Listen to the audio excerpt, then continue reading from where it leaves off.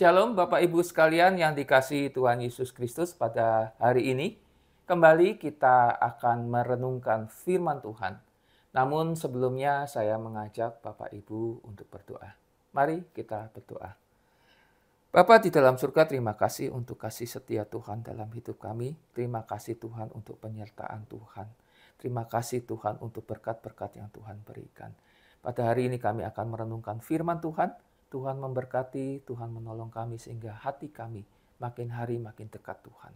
Terima kasih Bapa, dalam nama Tuhan Yesus kami sudah berdoa. Amin.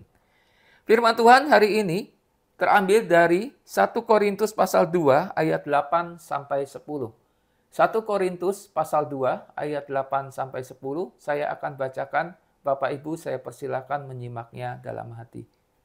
1 Korintus pasal 2 ayat 8 sampai 10. Tidak ada penguasa dunia yang mengenalnya. Sebab kalau sekiranya mereka mengenalnya, mereka tidak menyalibkan Tuhan yang mulia. Tetapi seperti ada tertulis, apa yang tidak pernah dilihat oleh mata, dan tidak pernah didengar oleh telinga, dan yang tidak pernah timbul di dalam hati manusia, semua disediakan Allah untuk mereka yang mengasihi Dia. Karena kepada kita Allah telah menyatakannya oleh Roh, sebab Roh menyelidiki segala sesuatu, bahkan hal-hal yang tersembunyi dalam diri Allah. Bapak Ibu sekalian yang dikasihi Tuhan, izinkan saya bertanya. Kalau Bapak Ibu saya tanya, siapakah Bapak Ibu di hadapan manusia? Mungkin kita semua cukup mudah menjawabnya ya. Oh, saya di hadapan orang-orang, saya adalah seorang pegawai dari perusahaan ini. Saya di hadapan orang banyak, menurut orang banyak saya ini adalah seorang ayah, seorang suami. Oh, saya di mata orang-orang adalah seorang penatua, seorang hamba Tuhan, seorang badan pengurus. Kita mungkin kalau menjawab pertanyaan siapakah kita di hadapan manusia, kita bisa menjawab. Namun kalau ditanya, menurut Bapak Ibu, siapa Bapak Ibu di hadapan Allah? Ini cukup sulit. Seringkali kita tidak tahu siapa diri kita di hadapan Tuhan. Seringkali kita merasa iman kita baik-baik saja, gitu loh. Kita orang yang imannya kuat, kita orang yang imannya hebat. Bahkan kita punya kerohanian menurut kita, dalam hati tentu saja, tidak berani ngomong, takut dibilang sombong. Dalam hati kita, saya rohaninya lebih baik. Pengetahuan saya tentang Alkitab lebih baik. Saya banyak ikut seminar. Orang lain mah nggak ada apa-apanya dibandingkan saya. Mungkin kita berpikir seperti itu. Tetapi tahukah Bapak Ibu sekalian, Petrus, murid langsung dari Tuhan Yesus. Dia menyangkal Tuhan 3 kali. Petrus yang tadinya merasa gagah perkasa imannya, ternyata dia tidak tahu siapa dirinya.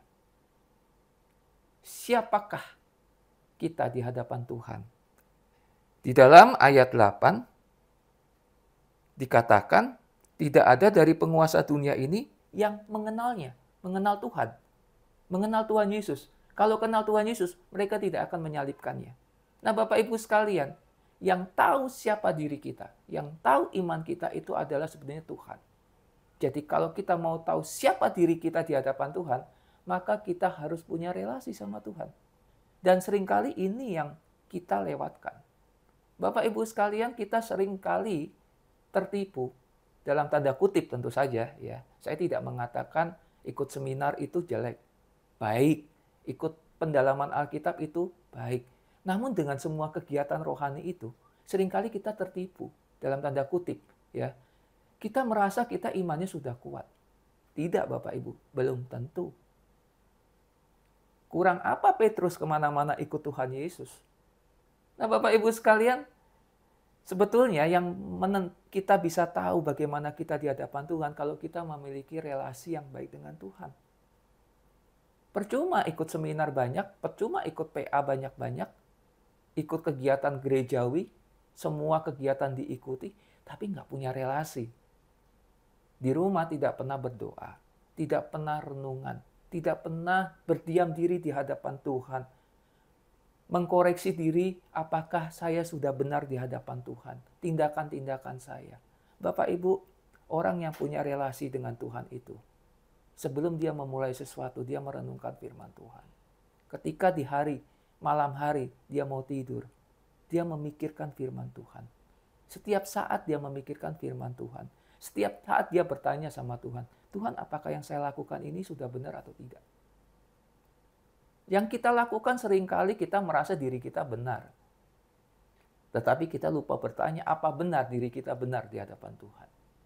Nah Bapak Ibu, mari kita memiliki relasi dengan Tuhan. Dengar-dengaran suara Tuhan. Renungkan firman Tuhan. Dan senantiasa bertanya pada Tuhan, apakah yang kita lakukan ini sudah benar atau belum di hadapan Tuhan. Mari kita berdoa. Tuhan Yesus, terima kasih kami sudah merenungkan firman Tuhan. Biarlah apa yang kami renungkan hari ini membawa kami untuk memiliki relasi dengan Tuhan. Sehingga kami mengerti siapa kami di hadapan Tuhan sebenarnya. Terima kasih Bapa. Dalam nama Tuhan Yesus kami sudah berdoa. Amin.